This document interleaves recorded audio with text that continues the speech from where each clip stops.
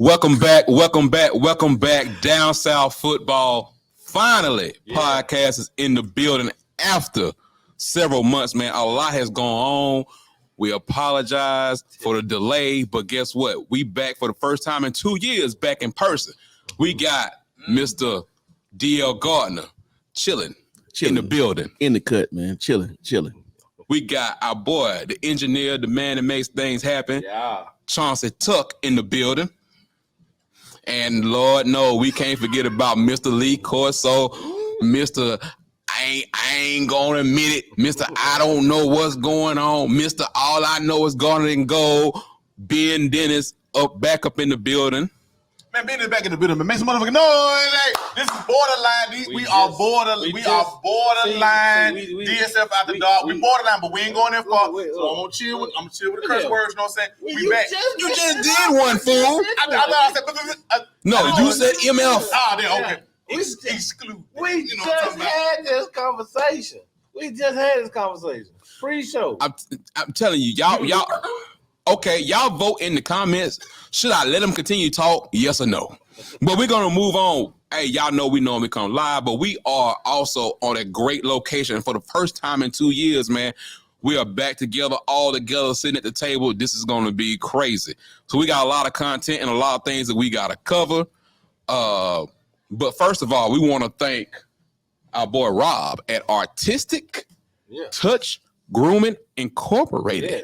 Appreciate you, Rob. Appreciate him, man. He's gonna be on. He's gonna be on this show, man. But we want to come with y'all, man. We know we had a lot of topics that we missed. Some of y'all have been talking to us about it. But before we get into anything, I just want to say it's football season, fellas. Yes. 0 week is coming up. Yes. It's next week.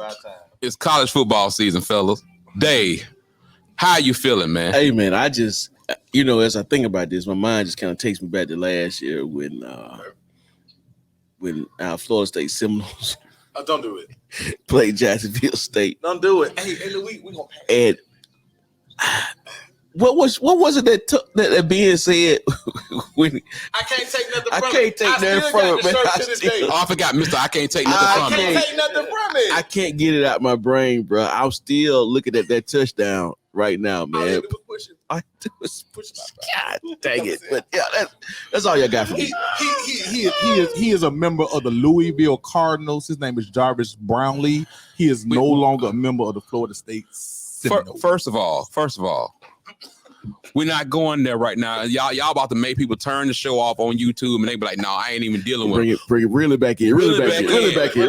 We know we missed a lot of issues, and we're gonna hit on a lot of stuff. Y'all gonna see a lot of little previews, a lot of stuff coming from us. But the biggest thing we want to talk about today is the ongoing theme of NIL recruiting.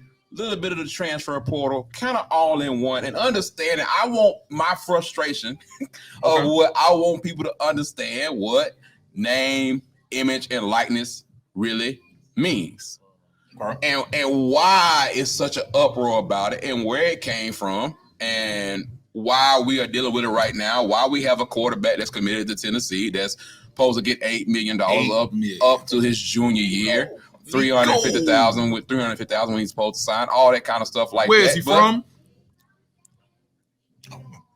California. Exactly. However, Knoxville. That ain't nothing though. I mean, we got. I know. Look at your California quarterback that's in the SEC right now. That's not unusual.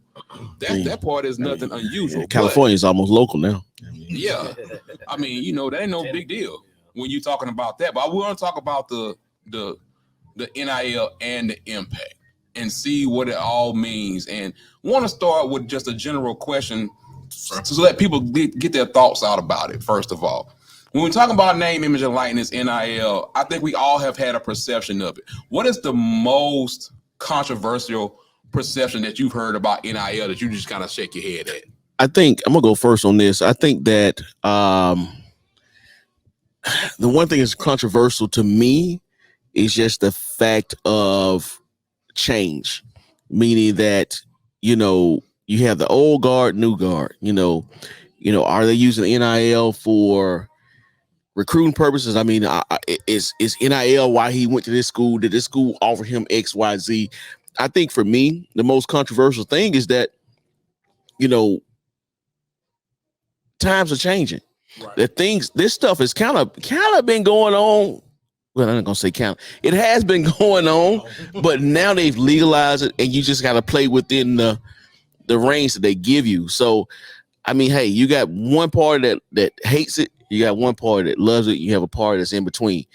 Myself, just giving my personal opinion. Hey, man, I love it. I said, man, young cat, go get paid if you can, and hey, it's kind of on the highest bidder, and that's how it's going. I think for me, it's more so about the whole quote unquote, you're not supposed to induce them to come to the school because of NIL. Because like they said, you're not supposed to technically get whatever you're supposed to get from NIL until you arrive at the school. And it's not supposed to be used to entice you to come to come to the school. Okay. But we all know that that's not what's going on. I mean, because you look at, I mean, this ain't about before y'all be like, oh, he would bring up Miami. This ain't about my feelings about Miami. It's about what Ruiz is doing down in Miami. You know what I'm saying? You got a billionaire who wants to see this program succeed and wants to see the program thrive. And what he is basically doing is, enticing kids like, hey, you come here, I'm gonna give you X, Y, Z. And that's not what it was meant for. It was meant for if you came to the university, hey, you know what? Like when they had the gym thing. It's like, hey, you come to the university, this gym wants to sponsor you, we're gonna give you X, Y, Z.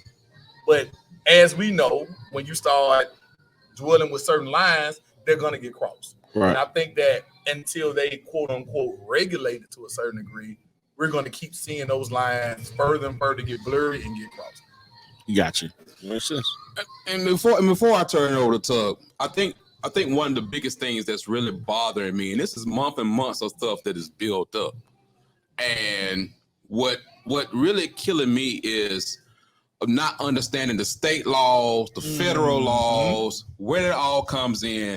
And, it got really amplified. It's been amplified, but it really got amplified more when Jimbo said, when Saban said what his said, and then Jimbo came back at him and making it seem like people wasn't following it. But first of all, I want to tell you, Down South Football Podcast has been talking about this for 3 years.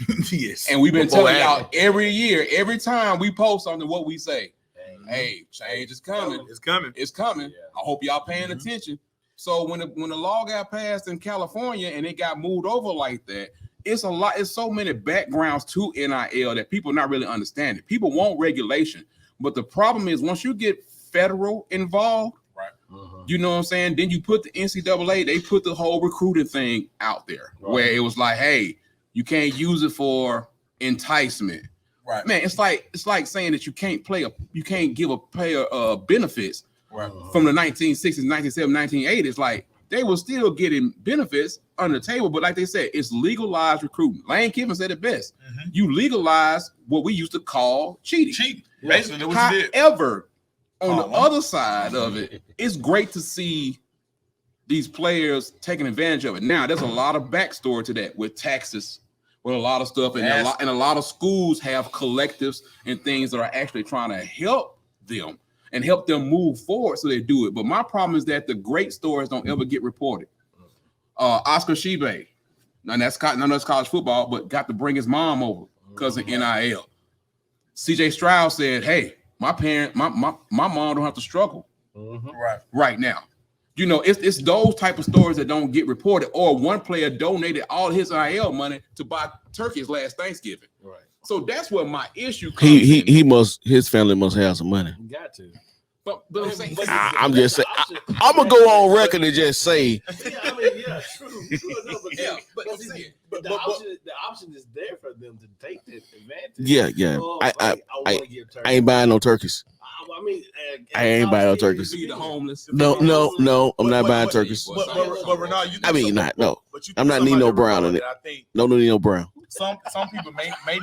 I know, right? No Nino. I'm not doing Nino. But you threw something out there that people need to know. Because when we're speaking on NIL, right? That's what we're speaking on. Yes. You threw collectives out there. Let people know what collectives really are. Because that's the misconception. Man, about everything. Collectives are basically boosters and people that get together to do stuff to benefit the actual program. Right. So, like, you have some people who were smart and did collectives early. Now almost everybody has a collective. Alabama just got their collective going, and they're making great strides with that. Where they're going to be selling gear inside the stadium, stuff that's going to benefit them for them. With the autographs, that was dope. Right, with the autographs and the gear. Also, you got the fact of like, people like Auburn were late to the party of organized collectives. Right. So now they got one now with what is called Own a Victory, where they're going to be building and stuff like that. But what people used it to move forward. So we talked about this before. Texas A&M is oil money. Mm-hmm. We've been saying that since we started the show. I can't get people to understand what's a nice amount of money to some schools is a drop in the bucket to these folks in Texas A&M. Exactly. So when Texas A&M is reportedly, I'm going to say reportedly, offering a kid before it was quote unquote frowned down by NCAA. Hey, okay, 4 years, we'll give you $250,000. Right. I mean, it's offered by a collective, not by a coach. This is where things get out of hand. Yeah. Or you got our boy B. John Robinson in Texas. Got a whole Bentley. He got a Lamborghini deal. Lamborghini. I'm sorry, it was Lamborghini. He got a Lamborghini deal. So it's like, it's so many different sides of it. You just got to be informed. But what I'm gonna tell you, what's tripping everybody up, fellas. This is real deal. Because they actually have to find out about laws. Right, exactly. Right. And not just some BS narrative. And that's the whole thing that I'm trying to explain to everybody. When Nick came out, or Coach Saban, and when he came out and got upset. Okay, guys, he was talking to the boosters. He was not talking to he had been, because look, here's the thing. All of a sudden, you got Fanatics. This is now sponsoring, the collective is inside Brian Denny. Okay, somebody had to start the ball rolling, because if he didn't get that ball rolling, bro, they would have been so far behind. They would have been just like other schools and not understanding. The state law was open in Alabama. The state law was open for you to do anything you kind of wanted to do. It was just like Texas. It was just like California. California was California's California, because the entertainment out there. That's the reason why old buddy from Oklahoma went to USC. Mm-hmm. Somebody said, "Oh, yeah, Auburn was in the run." Was they? No. I mean, come on, guys. He might have liked Auburn, but he picked his interest. You gotta do his best for you and your career. So when we talk about Texas oil money, and we'll go back to that for a little while. You gotta understand, guys. These boys have unlimited money. Every time you pump your gas, you're going. You're giving Texas A&M. You're giving Texas A&M and Texas money. At least 45% of that money. And gas is what? Is high. It's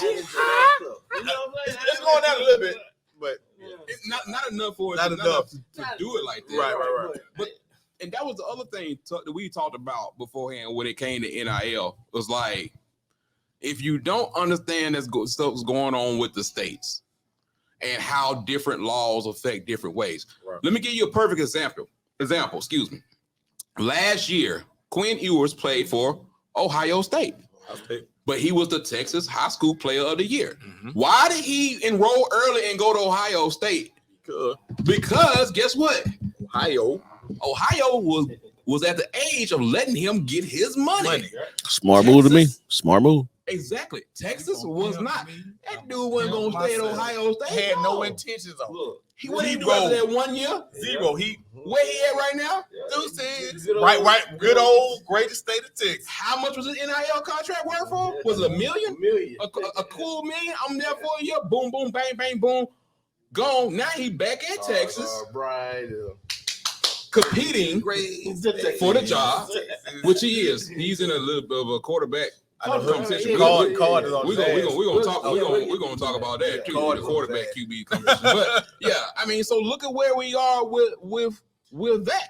Yeah. I mean, you can't say that's not a smart thing to do.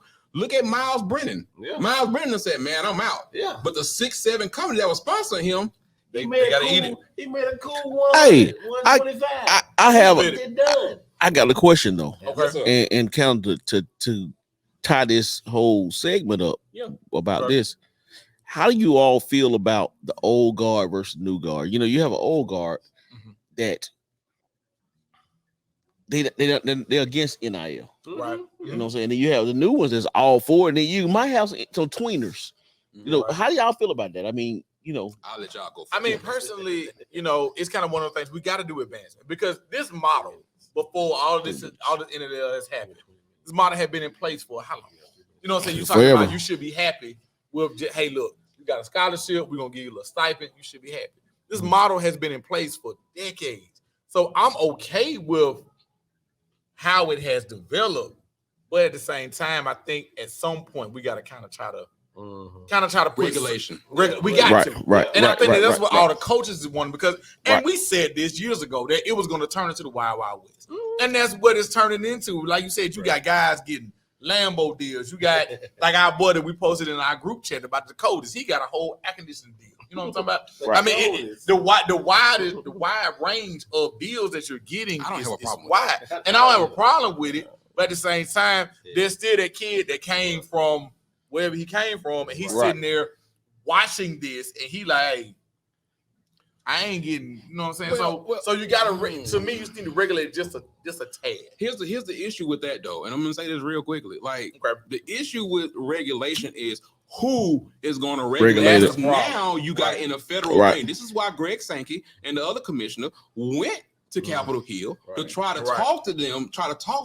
The reason why Tommy Tuberville and a couple other people, and I forgot the other senator from West Virginia, are trying to do this bipartisan bill to put some type of cap and some type of regulation on it. The biggest problem came in with the fact that nobody took action. And then so it was like July 1st, 2021, boom, you got 50 states with different laws and different things, and then you sitting looking like, well, what am I supposed to do? I'm finna get in the game. Right. And back to the old guard question. Yeah, they're not gonna like this, but they hate it. But the old guard back then, they like color television. They show color TV. Color TV. They want it on radio. There were three television stations back in the day. And then when everything started blowing up, okay, it ain't like that. You gotta pick and choose your battle. It's gonna be your question, Dave. Ben and Tuck. It's gonna be your real question. The money is going to continue to come, but it's not going to be to levels of people what they think it is.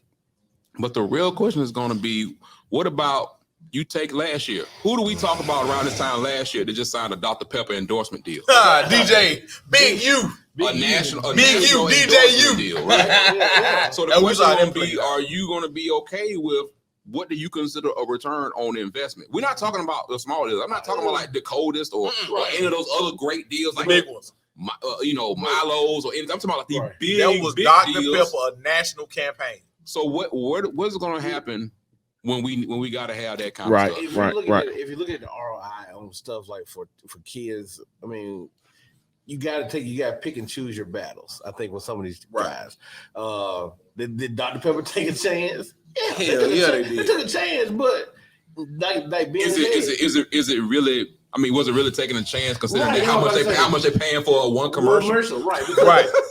You're getting. I mean, DJ wasn't getting as much money as what's his name, Sweets, the other guy who was selling. It's a sweet one. The sweet one. Right. The sweet one. He wasn't getting that. He's definitely the sweet one. But I mean, he was getting the decent. But Prince Jr. At the end of the day, you got people getting money, and it's adding up, and the schools are getting more money.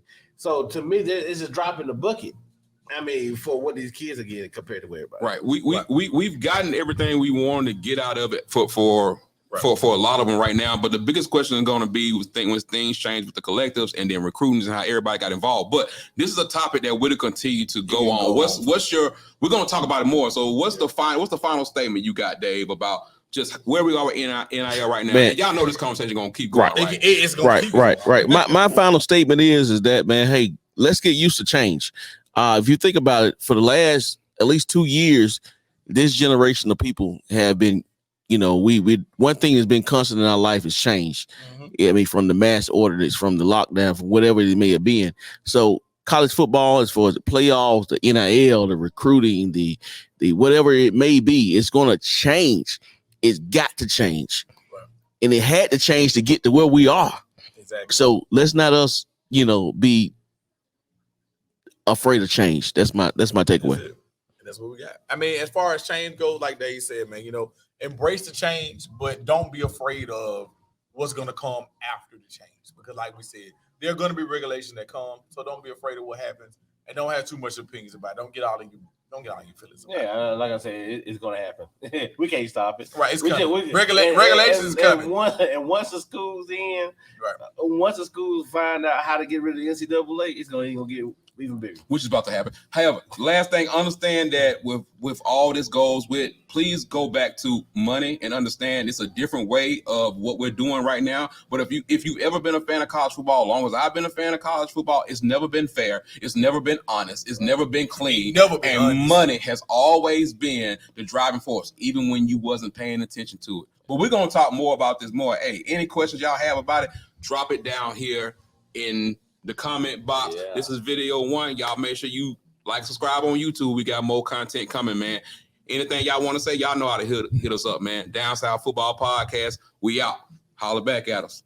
1.